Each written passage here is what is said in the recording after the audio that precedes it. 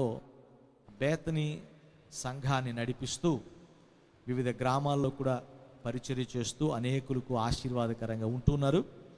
వారితో నాకు ప్రత్యేకమైన అనుబంధం. మన మందిరంలో చాలాసార్లు ఆరాధన నడిపిస్తూ వచ్చారు. మంచి స్నేహం కలిగి చక్కని పరిచర్య చేస్తూ దేవుని నామాన్ని మహింపరుస్తున్నటువంటి ఆత్మీయ సహోదరుడు తమ్ముడు శామ్యూల్ రాజు గారిని బట్టి నేను దేవుని స్తుతిస్తున్నాను. ఈ సమయంలో వారు వచ్చి మనకి దేవుని యొక్క వాక్యాన్ని అందించవలసిందిగా ప్రేమతో వారిని ఆహ్వానిస్తున్నాను.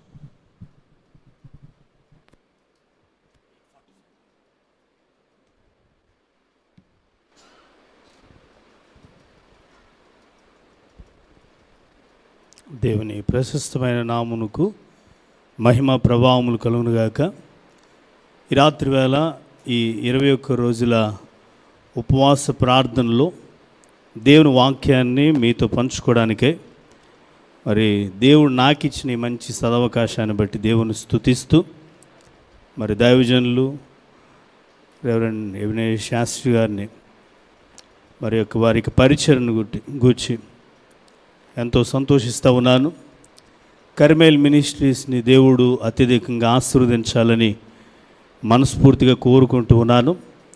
మరి దైవజనుల యొక్క ప్రేరేపణ, దైవజనులు ఇచ్చిన ఆహ్వానాన్ని బట్టి వారికి, వారి యొక్క కుటుంబానికి, వారి యొక్క పరిచర్యలకి నా హృదయపూర్వకమైన కృతజ్ఞతాస్తుతులు చెల్లిస్తూ ఉన్నాను. వారి యొక్క బృందానికి ప్రత్యేకంగా వందనాలు తెలియజేస్తూ ఉన్నాను.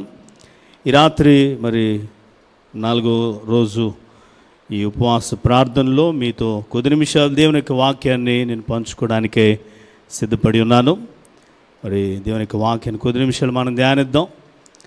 పరిశుద్ధ గ్రంథములో నుంచి కీర్తనల భాగములో 29వ కీర్తన 4వ వచనాన్ని మనం చదువుదామా? 29వ కీర్తన 4వ వచనాన్ని చదువుదాం. 29వ కీర్తన 4వ వచనం.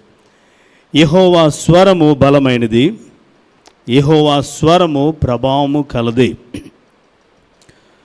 దేవుని యొక్క స్వరము బలమైనది, దేవుని యొక్క స్వరము బలమైనది, ఆయన స్వరము ప్రభావము కలిగినది అని ఈ లేఖన భాగాల్లో మనం చూస్తూ ఉన్నాం.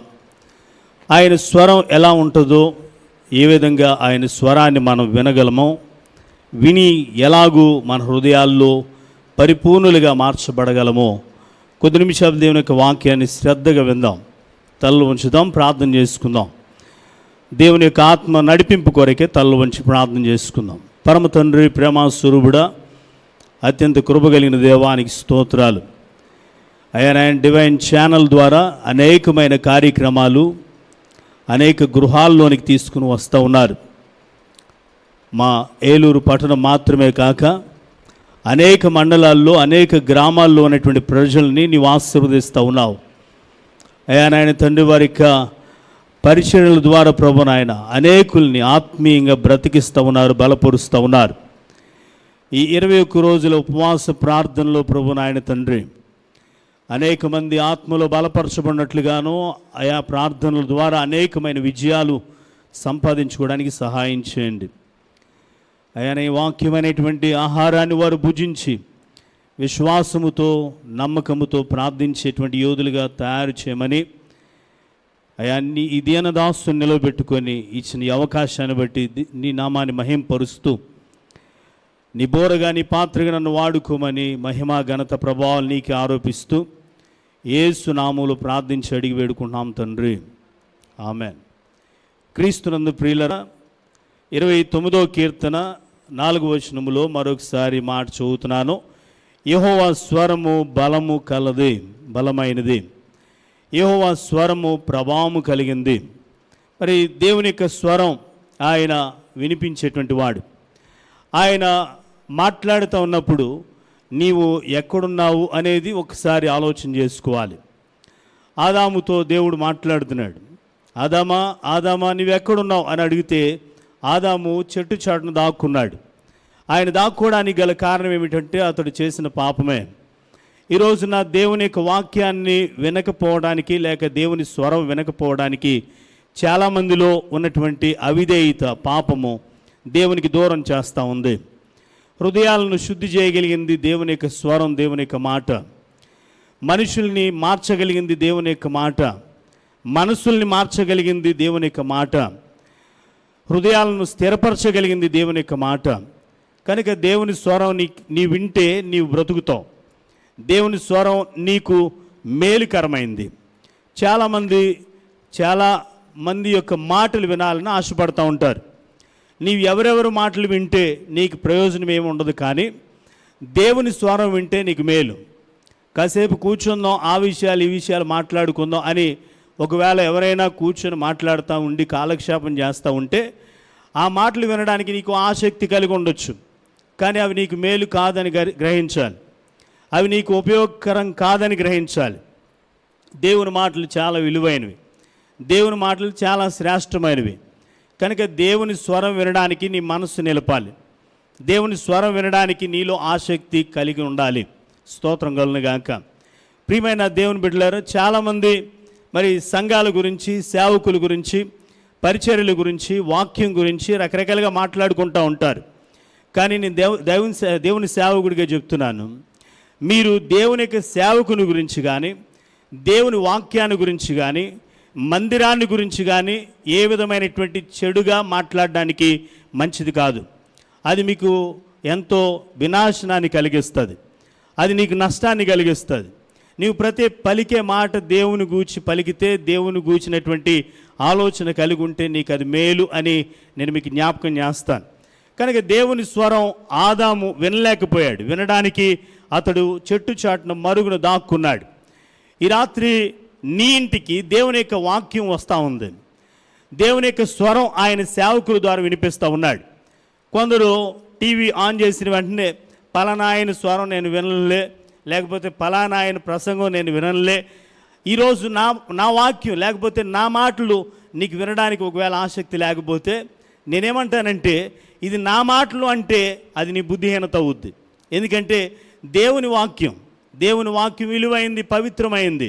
కనుక ఆ వాక్యం నీ హృదయాన్ని బాగు చేస్తుంది, నీ హృదయాన్ని స్థిరపరుస్తుంది, నీ మనసుని దేవుని మీద లక్ష్యం ఉంచేటట్లుగా చేస్తుంది, నీ బ్రతుకుని వెలిగిస్తుంది. కనుక దేవుని స్వరం వినడానికే ఆసక్తి కలిగి ఉండాలి ప్రియులారా. దేవుని స్వరం బలమైంది అని ఇక్కడ మనం చదువుతూ ఉన్నాము. దేవుని స్వరం ఎంత బలమైనది అనేది మనం ధ్యానిస్తూ ఉంటే, గమనిస్తూ ఉంటే, ఆయన స్వరం గంభీరంగా ఉంటుందా, ఆయన స్వరం ఎంతో మరి హుందాగా ఉంటుందా, ఆయన స్వరం ఇంకా ప్రచండమైనటువంటి వాయువుతో నిండినటువంటి దానిగా ఉంటుందా అనేది లేఖన భాగాల్లో మనం పరిశీలన చేస్తూ ఉంటే దేవుని స్వరం బలమైనదే. అక్కడే 3వ వచనంలో రాయబడింది, ఇదిగో యెహోవా స్వరము జలముల మీద వినబడుచున్నది, మహిమగల దేవుడు ఉరుము వలె గర్జించుచున్నాడు అంటున్నాడు.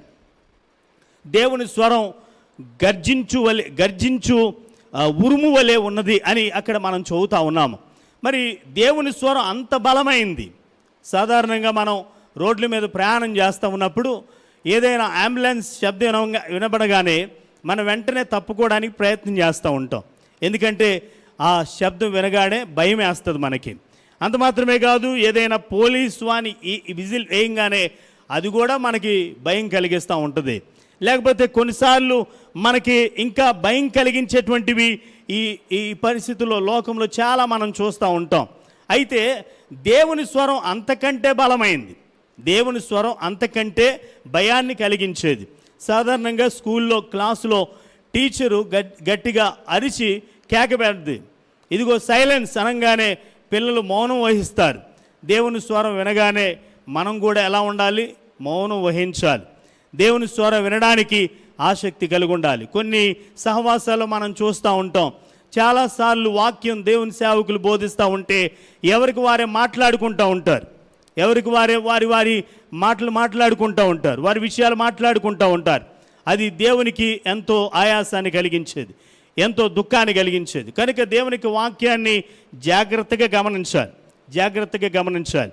పులి లేక సింహం శబ్దము ఎంత గాండ్రింపుగా ఉంటుందో దేవుని స్వరం అంతకంటే బలమైంది అని నేను చెప్పగలను. దేవునికి స్తోత్రం కలుగును గాక. ఒకవేళ ఉరుము వస్తే మనం ఎలాగైతే తల్లిదండ్రుల్ని హత్తుకుంటామో, లేకపోతే భయాందోళనలతో మన యొక్క చేతులు ముడుచుకొని భయపడిపోతూ ఉంటామో, దేవుని స్వరం వినగానే అంత భయాన్ని కలిగి శ్రద్ధతో దేవుని యొక్క వాక్యాన్ని వినడానికి ఆసక్తి కలిగి ఉండాలి. నీవు ఉన్న చోటనే బైబిల్ తెరవాలి, నీవు ఉన్న చోటనే వాక్యాన్ని ధ్యానించాలి, శ్రద్ధగా వినాలి, వాక్యాన్ని గైకొనాలి. అప్పుడు నీకు అది మీకు మేలు, ఆశీర్వాదమని ఈ రాత్రి మీకు జ్ఞాపకం చేస్తూ ఉన్నాను. దేవునికి స్వరం మనం వింటూ ఉన్నాం. ప్రతిరోజు దేవుని యొక్క వాక్యాన్ని దైవ సేవకుల ద్వారా అనేకమైన మరి కార్యక్రమాల ద్వారా టీవీలో లేకపోతే మీ యొక్క సెల్ ఫోన్లో లైవ్లో వింటూ ఉన్నారు. మంచిది, దేవునికి స్తోత్రం కలుగుగాక. అయితే దేవుని స్వరం వింటున్నటువంటి నీవు దేవుని స్వరానికి లోబడుతున్నావా, దేవుని స్వరానికి విధేయుడిగా ఉంటున్నావా అనేది నువ్వు జాగ్రత్తగా గమనించాలి. దేవుని స్వరం నీకు ఒకవేళ ఆయన వినిపించున్నప్పటికీ నీవు వినకపోతే అది నీకు ప్రమాదమని మరొకసారి మీకు జ్ఞాపకం చేస్తాను ప్రియులారా. కనుక దేవుని యొక్క వాక్యాన్ని కొద్ది నిమిషం శ్రద్ధగా విందాం. దేవుడు మాట్లాడుతూ ఉన్నాడు. పరమగీతాల గ్రంథములో నుంచి ఒక మాట మీకు జ్ఞాపకం చేస్తాను. పరమగీతముల గ్రంథములో నుంచి ఒక మాట మీకు జ్ఞాపకం చేస్తాను. రెండో అధ్యాయం 11 నుంచి నేను చదువుతున్నాను, జాగ్రత్త గమనించండి. 2వ అధ్యాయం 11 నుంచి నేను చదువుతున్నాను, జాగ్రత్త గమనించండి. నా ప్రియురాల సుందరవతి, లెమ్ము, రమ్ము, చలికాలం గడిచిపోయాను, వర్షాకాలం తీరిపోయాను, వర్షం ఇక రాదు. దేశమంతటా పువ్వులు పూసి ఉన్నవి, పిట్టలు కోలాహలము చేయు కాలం వచ్చాను. పావుర స్వరం మన దేశములు వినబడుచున్నది, అంజూరపు కాయలు పక్క మగుచున్నవి, ద్రాక్ష చెట్లు పూత పట్టి సువాసనిచ్చుచున్నవి. నా ప్రియురాల సుందరవతి, లెమ్ము, రమ్ము, బండ సందుల్లో ఎగురు నా పావురమా, పేటు బీటులను ఆశ్రయించు నా పావురమా, నీ స్వరము మధురము, నీ ముఖము మనోహరము, నీ ముఖము నాకు కనబడనిమ్ము, నీ స్వరము నాకు వినబడనిమ్ము. ప్రియమైనటువంటి దేవుని బిడ్డలారా, ఈరోజు దేవుని యొక్క ఈ వాక్యంలో నుంచి ఈ మాటలు మన శ్రద్ధతో విని మన హృదయాల్లో పదిలించేసుకుందాం. దేవుని యొక్క వాక్యంలో ఆయన ప్రియురాల అని ఎవరిని పిలుస్తున్నాడు అంటే సంఘాన్ని పిలుస్తున్నాడు. ఆయనకి ప్రియమైనది సంఘము. యేసు క్రీస్తు రక్తములో కడగబడి విమోచించబడినటువంటి ఆ సంఘాన్ని ఆహ్వానిస్తూ ఉన్నాడు. లెమ్ము, రమ్ము అని పిలుస్తూ ఉన్నాడు. నీవు పడుకున్నావేమో, నిద్రపోతున్నావేమో, అవిశ్వాసి అయిపోతున్నావేమో, బలహీనుడు అయిపోతున్నావేమో, లేక ఇంకా దీన దశలో ఉన్నావేమో, లేకపోతే ఇంకా మరి ఆత్మీయతలో మరి తొట్టుపాటు నీలో కలుగుతూ ఉన్నదేమో, ఈ రాత్రి దేవుడు నిన్ను పిలుస్తూ ఉన్నాడు. నా ప్రియురాల రమ్ము, లెమ్ము అని ఆయన పిలుస్తూ ఉన్నాడు. లెమ్ము, రమ్ము అని పిలుస్తూ ఉన్నాడు. ఆయన నీకు ఆహ్వానాన్ని తెలియజేస్తూ ఉన్నాడు. ఆయన నిన్ను నిద్రించి లేపుతూ ఉన్నాడు. నీవు బలహీనుడు అయితే బలపడాలి, నీవు బలహీనుడిగా ఉంటే నీవు లేపబడాలి, శక్తితో నింపబడాలి, అభిషేకంతో నింపబడాలి, సంపూర్ణమైన బలవంతుడిగా నిలబడాలి. దేవుని కొరకే ఒక బలమైనటువంటి సాధనంగా నీవు ఆయన చేతిలోనికి రావాలి. అంత మాత్రమే కాదు, ఒకవేళ నీవు ఆత్మీయ స్థితిలో దిగజారిపోతున్నావేమో, ఈ రాత్రి దేవుడు నీతో మాట్లాడుతున్నాడు. నీవు దిగజారిపోవడానికి వీల్లేదు, నీవు బలవంతుడిగా ఉండాలి. నీ ఆత్మీయ స్థితి మెరుగు చేసుకోవడానికి నీవు ప్రయత్నించేయి. ఎందుకంటే కాలం బాగోలేదు. చలికాలం గడిచిపోయిందంట, వర్షాకాలం తీరిపోయిందంట, వర్షం ఇక రాదంట, దేశమంతటా పువ్వులు పూసి ఉన్నాయంట, పిట్టలు కోలాహలం చేస్తూ ఉన్నాయట. ప్రియమైనటువంటి దేవుని బిడ్డలారా, పావుర స్వరము దేశములు వినబడుచున్నదని మనం చదువుతా ఉన్నాము.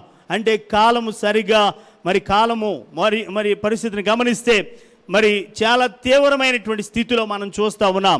కాలం గడిచిపోతూ ఉంది, తీవ్రమైనటువంటి ఒడిదుడుకులు మానవుడు ఎదుర్కొంటూ ఉన్నాడు. ఈ అంత్యకాలము అని చెప్పొచ్చు, స్తోత్రం కలుగుగాక. ఈ అంత్యకాల దినముల్లో అపాయకరమైనటువంటి కాలములు వచ్చునని దేవుని యొక్క వాక్యం సెలవిస్తూ ఉంది. కనుక ఈ అంత్య దినాల్లో నీ యొక్క స్థితి, నీ యొక్క పరిస్థితి, నీవెలా ఉన్నావు అనేది నువ్వు జాగ్రత్తగా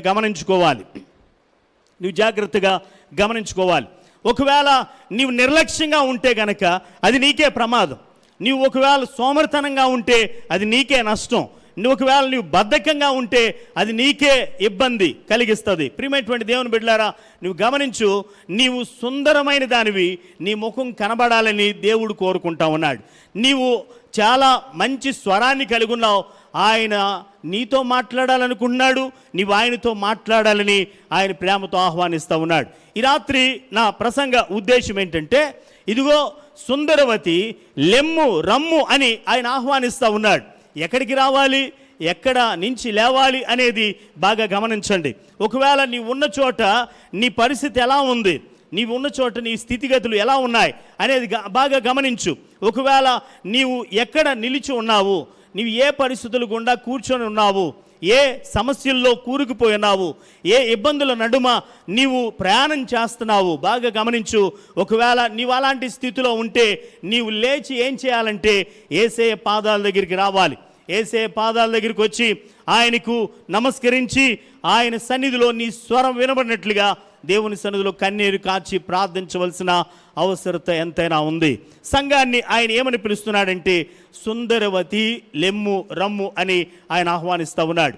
నీవు చాలా అందమైన దానివి దేవుని దృష్టిలో, నువ్వు చాలా గొప్పదానివి దేవుని దృష్టిలో. సంఘమా, నీవు చాలా ఇష్టమైన దానివి దేవునికి, నీవు చాలా నచ్చిన దానివి దేవునికి. ఎందుకంటే ఆయన యందు భయభక్తులు కలిగి ఆయన సన్నిధిలో ఆయన వాక్యాన్ని వినేవారంటే ఆయనకి ఎంతో ఇష్టము. ఆయన సన్నిధిలో ప్రార్థించేవారంటే ఆయనకి ఎంతో ఇష్టము. ఆయన యందు మరి మనసు నిలిపేవారంటే ఆయనకి ఎంతో ఇష్టము. అలా లేకుండా బద్ధకంగా ఉండి నీవు తల కూడా దువ్వుకోకుండా, నీ ముఖం కూడా కడుక్కోకుండా, లేక నీవు ప్రొద్దున్నే వేకువజామునే లేకుండా, నీవు సరైనటువంటి వస్త్రధారణ లేకుండా, లేక నీ పనుల్లో నీవు నిమగ్నం అయిపోయి దేవుని ఎడల నిర్లక్ష్యంగా ఉన్నావేమో ఈ రాత్రి దేవుడు నీతో మాట్లాడుతూ ఉన్నాడు. ఒకవేళ నువ్వు అలాంటి స్థితిలో ఉంటే నువ్వు తప్పకుండా ఏం చేయబడాలంటే నువ్వు శుభ్రంగా చేయబడాలి. స్తోత్రం కలుగునుగాక. 127 సంస్థానాల అధిపతి అయినటువంటి అహశ్వరేషు అనేటువంటి ఒక రాజు ఉండేటువంటి వాడు. ఆ రాజు ప్రపంచంలో లేక దేశంలో ఉన్నటువంటి కన్యకలందరినీ ఆహ్వానించాడు. ఎందుకో తెలుసా? తనకు భార్యగా చేసుకోవడానికి. ఆ సమయంలో మరి ఎస్తేరు అనేటువంటి ఒక స్త్రీ కనబడుద్ది. ఆ స్త్రీ యొక్క జీవితాన్ని మనం చూస్తే ఆమె సామాన్యురాలే. ఆమె సామాన్యమైనటువంటి కుటుంబంలో పుట్టింది. ఆమె చాలా నిరుపేద అని చెప్పొచ్చు అంట. దైవ సేవకుడు ఒక ఆయన చెప్తాడు ఆమె గురించి. ఇదిగో ఎస్తేరు అనేటువంటి ఆమె మరి ఆ యొక్క సమయంలో అంట కనీసం అహశ్వరేషు పిలిచిన ఆ పిలుపుకి లేకపోతే ఆ ఆహ్వానానికి కనీసం అప్లై చేసుకోవడానికంట, అప్లికేషన్ పెట్టుకోవడానికి కూడా ఆమె దగ్గర డబ్బులు లేవంట. ఒక ఆయన చెప్తున్నాడు అండి. డబ్బులు లేకపోతే వాళ్ళ చిన్నాన్న ఏం చేశాడంటే, అమ్మ లేదు నువ్వు లైన్లో నిలబడు, నీవు అందరితో పాటు లైన్లో నిలబడితే నేను ఏదో విధంగా అప్లికేషన్ పూర్తి చేసి నేను నీకు అప్లై చేస్తాను, నువ్వు తప్పకుండా నీవు గుర్తించబడాలి అని చెప్పి ఒక దైవజనుడు ప్రసంగం చేస్తున్నాడు. స్తోత్రం కలుగునుగాక. ప్రియమైనటువంటి దేవుని బిడ్డలారా, చాలామంది అందమైనటువంటి స్త్రీలు ఉన్నారంట ఆ లైన్లో. ఏమండి, ఒక్కొక్కరు ఒక్కొక్క విధంగా తయారైపోయారంట రాజుకు నచ్చాలని, రాజు కోరుకునేటట్లుగా ఉండాలని కోరుకున్నారంట. ఏమండి, ఒక్కొక్క ఆమె ఇంత హెయిర్ పెంచుకుందంట, ఒక ఆమె చాలా ఏమండి అందంగా తయారైందంట, పెదవులకి లిప్స్టిక్ వేసిందంట, ఏమండి మేకప్ కొట్టిందంట, ఒక ఆమె చాలా అందమైన డ్రెస్సులు వేసుకున్నారట. ఇలాగా చాలామంది రెడీ అయి వచ్చారు. కానీ ఎస్తేరు అనేటువంటి ఆమె సామాన్యంగా ఉందండి. దేవునికి స్తోత్రం కలుగునుగాక. అక్కడ సెలెక్ట్ చేసేవాళ్ళు, అక్కడ ఇంటర్వ్యూ చేసే సమయంలో అందరినీ రిజెక్ట్ చేస్తున్నారంట. కానీ ఎస్తేరు మాత్రం చూడంగానే ఆమె చాలా చూడడానికి సామాన్యంగా ఉన్నా సరే చాలా అందంగా కనిపిస్తూ ఉందంట. స్తోత్రం కలుగునుగాక. ఆమె చాలా జ్ఞానవంతురాలుగా కనిపించిందంట. అందుకనే ఆమె సెలెక్ట్ అయిపోయింది. దేవునికి స్తోత్రం కలుగునుగాక. ఒకవేళ మనం దేవుని ముందుకు రావడం కోసం అందంగా తయారయ్యి పట్టు చీరలు కట్టుకోనో, లేకపోతే లిప్స్టిక్ వేసుకునో, లేకపోతే ఆభరణాలు ధరించుకునో నేను దేవుని ఎటు కనిపించాలి అని ఒకవేళ మనం చాలా నిండుగా వచ్చినంత మాత్రాన దేవుడు మనల్ని గుర్తించడు. కానీ దేవుడు తగిన భయభక్తులు కలిగి, తగిన జాగ్రత్త వహించి, తన ప్రవర్తన కాపాడుకొని, తన మనసుని దేవుని ఎదుట భయభక్తులు నిలుపునట్లుగా చేసుకునేటువంటి వారిని దేవుడు దృష్టిస్తాడు. స్తోత్రం కలుగునుగాక. మన పెదాలకి లిప్స్టిక్ వేసుకున్నంత మాత్రాన దేవుడు మెచ్చడు. కానీ మన పెదవులతో హృదయపూర్వకమైనటువంటి ఆరాధన, దేవుని సన్నిధిలో చేసే ప్రార్థన మాత్రమే దేవుడు అంగీకరిస్తాడు. మన కన్నులకి ఒకవేళ కాటుకు రాసుకొని చాలా అందంగా తయారై వచ్చినంత మాత్రాన దేవుడు ఆ కన్నులు బాగున్నాయి అని చూడ్డు. కానీ నీ కన్నులు ఏ విధంగా ఉన్నాయని, లేక దేవుని వైపు చూస్తున్నాయా లేదని చెప్పి దేవుడు గమనిస్తాడు. కనుక మనం అందంగా తయారైనంత మాత్రాన దేవుడు దృష్టించడు, కానీ నీవు భయభక్తులు కలిగి ఉన్నావో లేదో అనేది దేవుడు చూస్తాడు. దేవునికి స్తోత్రం కలుగును గాక. దేవుడు నీ ముఖాన్ని చూడాలనుకొని నీ యొక్క స్వరాన్ని వినాలని ఆయన ఆశపడతా ఉన్నాడు. అందుకని ఏమంటున్నాడంటే, బండ సందుల్లో ఎగురు నా పావురమా, నా పావురమా, పేటు బీటులను ఆశ్రయించు నా పావురమా అని చక్కని అద్భుతమైనటువంటి మాట ఆయన పలుకుతా ఉన్నాడు. అవును, కడగబడినటువంటి జీవితాన్ని కలిగినటువంటి మనము అండి, ఏమాత్రం మాలిన్యం లేనటువంటి మనము, ఏమాత్రము కూడా చేదు లేనటువంటి మనము దేవునికి నచ్చుతాం. ఒకవేళ అవే గనక మనలో లేకపోతే దేవుడు నచ్చడు, దేవుడు మెచ్చుకోడు, ఆయనకి ఇష్టం కాలేము. కనుక మనల్ని దేవుడు ఎలా చూస్తున్నాడంటే, పావురులా ఉండాలని కోరుకుంటున్నాడు. పాముల వలె వివేకం కలిగి పావురం వలె నిష్కపటులై ఉండాలని వాక్యంలో మనం చదువుతా ఉన్నాం. పావురం వలె నిష్కపటులమై ఉండాలంట. దేవుణ్ణి చూసే మనసు పవిత్రమైనదిగా ఉండాలి. దేవుని గూర్చి నీవు మాట్లాడే ప్రతి మాట, దేవుని గూర్చి పాడే ప్రతి పాట పరిశుద్ధమైనదిగా ఉండాలని దేవుడు చూస్తూ ఉన్నాడు. కనుక ఈ రాత్రి మీకు జ్ఞాపకం చేస్తాను, బండ సందుల్లో ఎగురు నా పావురమా అని మనల్ని ఆహ్వానిస్తూ ఉన్నాడు. ఆయన ఎందుకు ఆ మాట అన్నాడంటే, మరి చాలామంది భక్తులు దీని గురించి వివరణిస్తూ ఏమన్నారంటే, బండ సందులు అనగా అర్థం ఏంటంటే, యేసుక్రీస్తు ఆయన మన కొరకే చేల్చబడిన బండ. దేవునికి స్తోత్రం కలుగును గాక. అరణ్యంలో ఇశ్రాయేల్ ప్రజలు ప్రయాణం చేస్తూ ఉన్నప్పుడు వారి కొరకే, వారికి దప్పిక తీర్చుడు కొరకే, వారికి ఆకలి తీర్చుడు కొరకే, వారికి బాధను తీర్చడం కొరకే ఆయన అరణ్యంలో చేల్చబడ్డాడు. ఆ చేల్చబడిన బండే ప్రభు అయిన యేసుక్రీస్తు. స్తోత్రం కలుగును గాక. మన కొరకే ఆయన చేల్చబడ్డాడు, మన కొరకే ప్రాణార్పణ చేశాడు, పానార్పణంగా పోయబడ్డాడు, మన కొరకే ఆయన అర్పించబడ్డాడు. తన దేహమంతా గాయాలమయమైంది, ఆయన శరీరం తుణుకులుగా చేయబడింది. ఆయన ఎంతో వేదన అనుభవించాడు, ఆయన ఎంతో నిట్టూర్పులు అనుభవించాడు, ఆయన ఎంతో అవమానపరచబడ్డాడు, ఆయన కొట్టబడ్డాడు, గుద్దబడ్డాడు, ఆయన ఎంతో శాపాన్ని అనుభవించాడు. ఆయన మన కొరకే చేల్చబడిన బండై ఉన్నాడు. స్తోత్రం కలుగును గాక. ప్రియమైనటువంటి దేవుని బిడ్డలారా, ఆ బండని ఆశ్రయిస్తే, ఆ బండను గనుక మనం ఆశ్రయిస్తే, ఆ బండను గనుక మనం కలిగి ఉంటే, లేకపోతే ఆ బండ మీద మన జీవితాలను కట్టుకుంటే మనకు శ్రేయస్కరం కదా. కీర్తన భాగంలో నుంచి 40వ కీర్తనలో మనం చదువుతాం. అక్కడ అంటున్నాడు, 40వ కీర్తనలో ఒక మాట మీకు జ్ఞాపకం చేస్తాను. భక్తుడైనటువంటి కీర్తనగాడు రాస్తూ ఉన్నాడు, ఇదిగో జిగట గల దొంగ ఊబి నుండి, నాశనకరమైన గుంటలో నుండి ఆయన నన్ను పైకెత్తును, నా పాదములు బండ మీద నిలిపి నా అడుగులు స్థిరపరచును అని రాస్తూ ఉన్నాడు. ప్రియమైనటువంటి దేవుని బిడ్డలారా, జిగట గల దొంగ ఊబి లోకము నాశనం చేసేది, నాశనకరమైన గుంట నీ జీవితాన్ని నాశనం చేసేది, నీ జీవితాన్ని పతనం చేసేది. కనుక ఎక్కడ నీ ఊబిలో చిక్కుకుపోతున్నావో, ఎక్కడ శాపంలో చిక్కుకుపోతున్నావో, ఎక్కడ నిన్ను గాయపరిచే నష్టపరిచే వాటిని నీవు కలిగి ఉన్నావో జాగ్రత్తగా గమనించాలి. నీ అడుగులు ఎక్కడ పడతా ఉన్నాయి, నీ నడక ఎలా ప్రయాణం చేస్తూ ఉన్నావు, నీవు ఏ స్థితిలో ప్రయాణం చేస్తూ ఉన్నావు, నీ మార్గం ఎలా ఉంది అనేది నీవు బాగా దృష్టించాలి. దేవునికి వాక్యం సెలవిస్తూ ఉంది, బండ మీద నీ పాదములు నిలిపితే నీ జీవితం బాగుంటుంది. బండ మీద నీ జీవితం కట్టుకుంటే నీకు మేలు. ఆ బండ ప్రభు అయిన యేసుక్రీస్తు. ప్రభు అయిన యేసుక్రీస్తు చెప్పాడు, ఇదిగో మత్తయి సువార్తలు మనం చదువుతాం, ఇదిగో ఎవరైతే నా మాటలు విని నా మాట ప్రకారం చేయువాడు ఎవరైతే ఉంటారో వారి జీవితాలు, వారి కుటుంబాలు, ఏమండి బ్రతుకు ఎక్కడ కట్టుకుంటారంటే, బండ మీద కట్టుకొనిన బుద్ధిమంతుని, ఇల్లు కట్టుకొనిన బుద్ధిమంతుని పోలి ఉన్నవాడు అని లేఖన భాగాల్లో మనం చూస్తూ ఉన్నాం.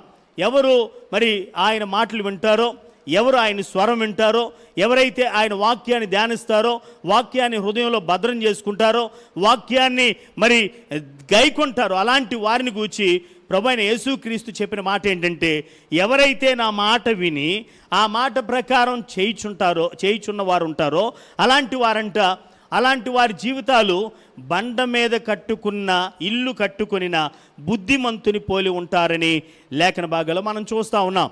నీవు కట్టే ఇల్లు, నీ జీవితం కట్టుకునే స్థితి ఎలా ఉంది? ఒకవేళ ఇసుక మీద కట్టుకుంటే ఇల్లు పడిపోద్ది, బండ మీద కట్టుకుంటే నీ బ్రతుకు బాగుంటుంది. క్రీస్తు అనే బండ మీద నీ ఇల్లు కట్టుకుంటే నీకు మేలు.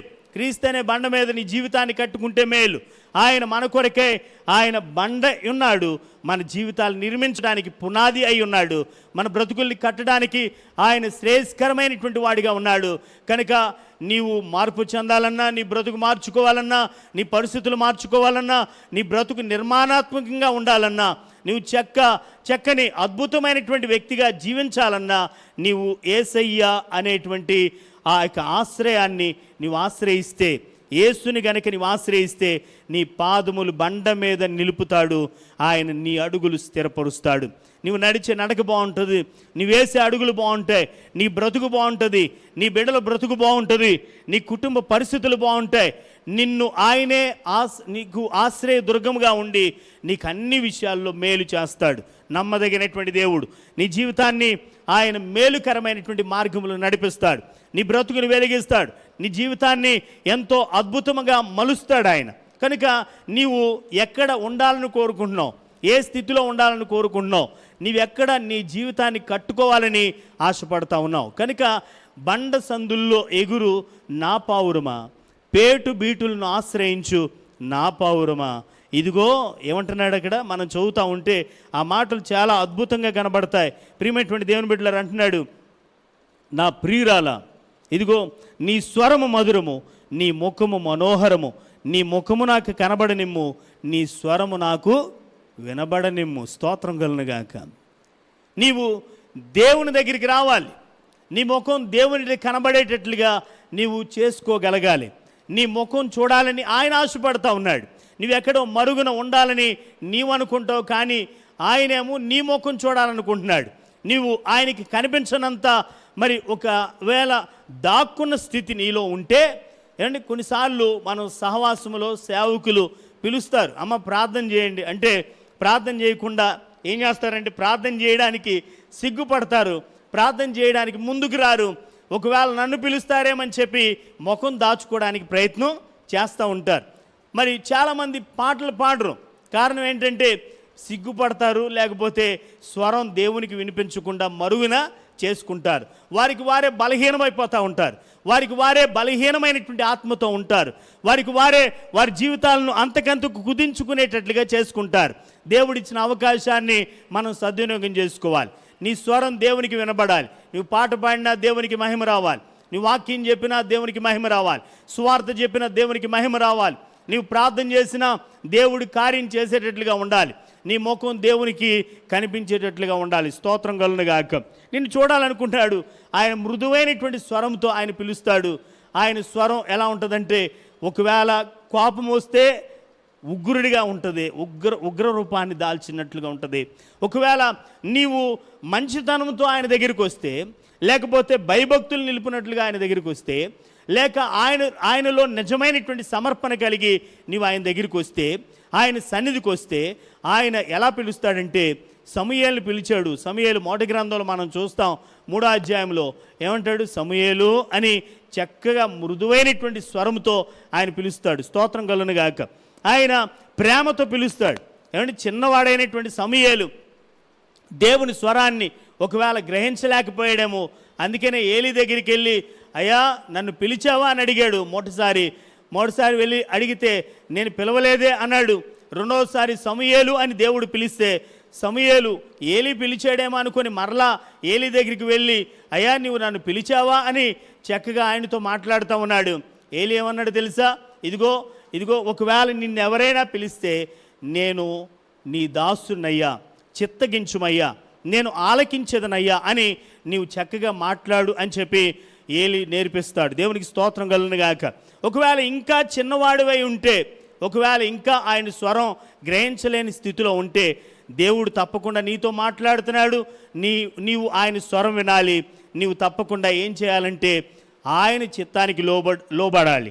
అయ్యా నీ దాసుని నేను ఆలకిస్తున్నానయ్యా, నీ చిత్తము నాకు తెలియజే అని ఆయన స్వరం వినడానికి మనసు నిలపాలి, ఆయనకి లోబడాలి. సమర్పణ కలిగి ఎవరైతే అలా ఉంటారో తప్పకుండా వారితో దేవుడు మాట్లాడతాడు. కనుక నీ స్వరం ఆయనకి వినబడేటట్లుగా, నీ ముఖం ఆయనకి కనబడేటట్లుగా ఎందుకు ఆహ్వానిస్తూ ఉన్నాడు అంటే, నీవు మరుగున పడిపోవడానికి వీల్లేదు, లేక నీ ముఖం కనబడకుండా అలా చేసుకోవడానికి వీల్లేదు. ఒకవేళ ప్రార్థనే మర్చిపోయారేమో చాలామంది. దాదాపు ఈ కరోనా సమయంలో 3 నెలల వ్యవధిలో ఆరాధనలు జరగని సమయంలో ఒకవేళ ఇంకా మరి నిర్లక్ష్యం వహించి లేదులే ప్రార్థన లేదులే, ఇక మనల్ని ప్రేరేపించేవారు లేరులే, ఒకవేళ పాస్టర్ గారు కూడా ప్రార్థన ఉంది అని పిలవడానికి ఏమాత్రం మరి ఆయన కూడా పిలవట్లేదులే, కనుక మరి చర్చి ద్వారాలు తెరవట్లేదులే అని చాలామంది ఏం చేస్తున్నారంటే వారి యొక్క దినచర్య వారికి అలాగ అలవాటుగా చేసుకొని ప్రతిదినం ప్రార్థన చేయడం మానివేసి, దేవుని స్తుతించడం మానివేసి, దేవునికి వాక్యాన్ని ధ్యానించడం మానివేసి, ఆయన నీ స్వరం వినాలనుకుంటే ఆయనకి నీ స్వరం వినిపించకుండా ఒకవేళ ఉంటూ ఉన్నావేమో. అందుకని అంటాడు, నీ స్వరం వినబడేటట్లుగా నీవు తప్పకుండా ఏం చేయాలంటే ఏకాంతంగా ఒకవేళ గదిలో తలుపు వేసుకొనంట నీవు ఆయన చూచేటట్లుగా, దేవునికి స్తోత్రం కలుగునుగాక. మత్తయి సువార్తలో 6వ అధ్యాయంలో 16వ వచనంలో మనం చదువుతాం. ఏమని ఉంటుంది? ఇదిగో మీరు ఉపవాసం ఉన్నప్పుడంట మీ ముఖం కడుక్కోవాలంట. ఎలా ఉండాలంటే మీ ముఖం కడుక్కోవాలంట.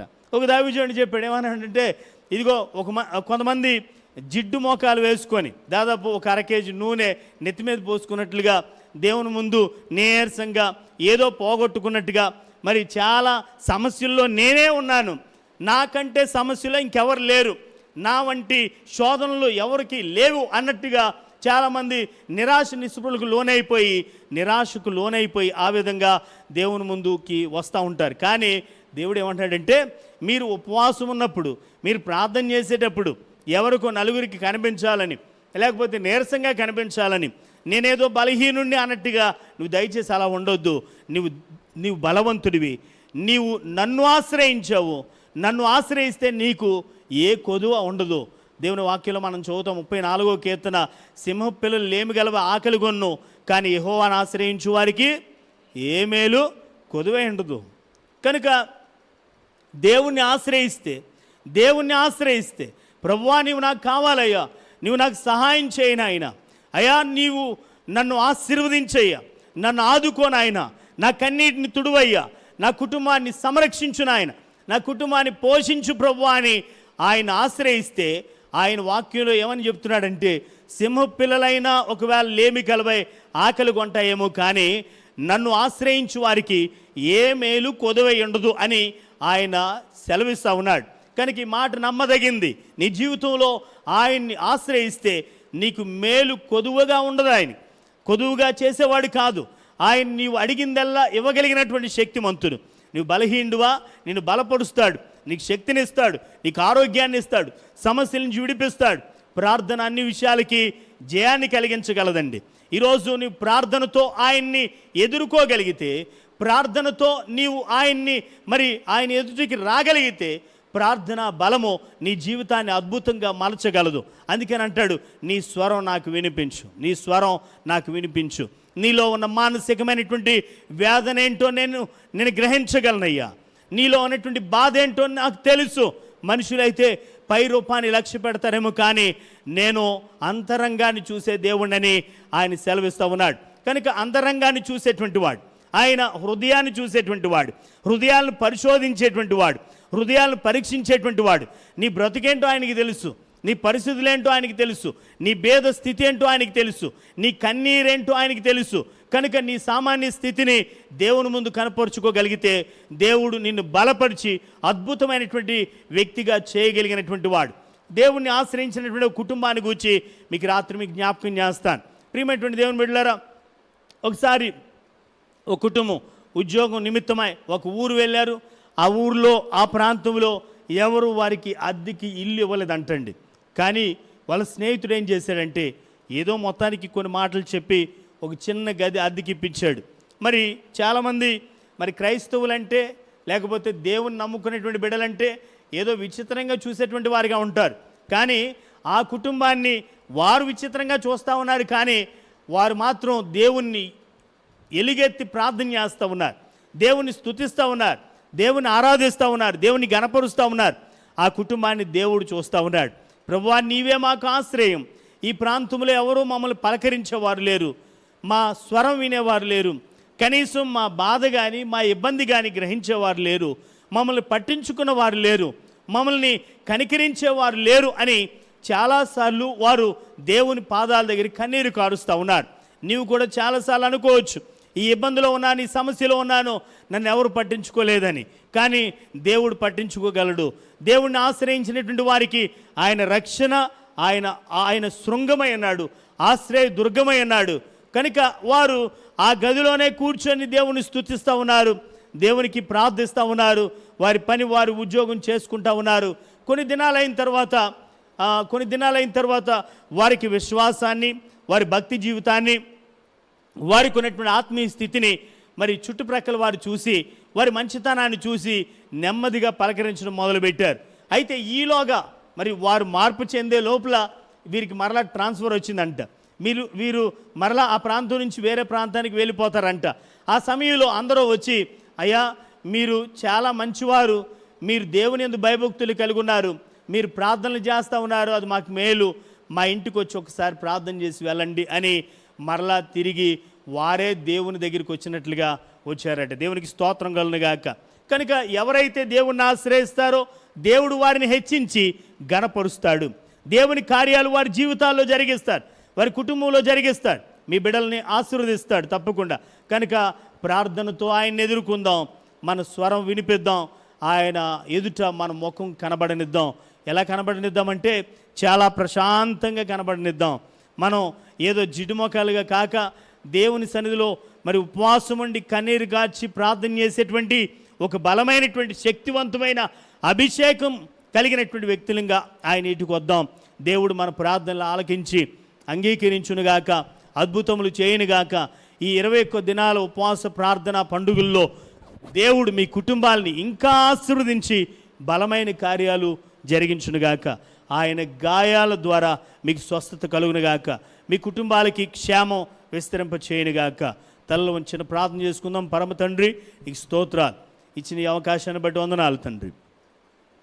వాక్యం విన్న అనేక మంది హృదయాల్లో నీ కార్యములు జరిగించండి, వారి జీవితాలు మీరు ఆశీర్వదించండి అయ్యా, వారి కుటుంబాలు మీరు ఆశీర్వదించండి. బలమైన రెక్కల చాటును వారిని కాపాడు ప్రభు నాయన. నిన్ను ఆశ్రయించిన వారికి నీవు ఏ మేలు చేయకుండా ఉండవు ప్రభు నాయన. నీ మేలు చేత నీ బిడ్డలను అభిషేకించండి తండ్రి. అనారోగ్యాలతో పీడించబడుతున్న వారికి స్వస్థతను దయచేయండి. యేసు నామములో ఈ మనవులు అడిగి వేడుకుంటున్నాం తండ్రి, ఆమేన్. దైవజనులు వినయ్ శాస్త్రి గారికి, వారి యొక్క కుటుంబానికి ప్రత్యేకంగా వందనాలు తెలియజేస్తాం. ప్రభు నామునకు మహిమ కలుగును గాక. హల్లెలూయా. దేవుడు చక్కని సందేశాన్ని మనకు అందించారు. మనం దేవుణ్ణి ఆశ్రయించాలి, ప్రభు చెంతకు రావాలి. ఆయన చెంతకు వచ్చి బాహ్య సంబంధమైనటువంటి సౌందర్యం కంటే మనం ఆత్మ సంబంధమైన సౌందర్యం కలిగి ప్రభువుని ఎదుర్కొన్నప్పుడు ప్రభు తప్పకుండా మనకు సహాయం చేస్తారు, మనల్ని బలపరుస్తారు. వాక్యం చెప్పిన దైవజనులు పాస్టర్ శామ్యూల్ రాజు గారికి ప్రత్యేకంగా వందనాలు తెలియజేస్తాం. తలలో ఉంచండి. దానికి ముందుగా